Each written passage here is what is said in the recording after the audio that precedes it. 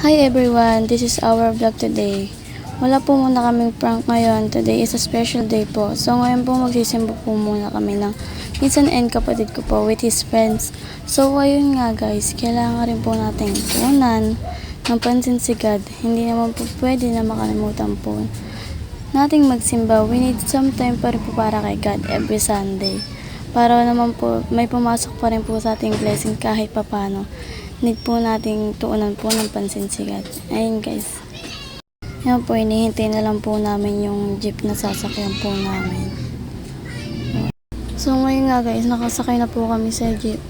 Ito po yung sinasakyan namin. At ito po yung nagsusundo sa amin every Sunday morning po.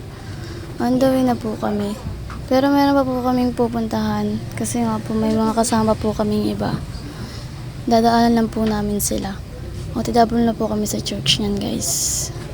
So, ito po pala yung loob. Hindi na ko na po na video niya sa taas kasi po not allowed. So, ayun lang. Thank you guys.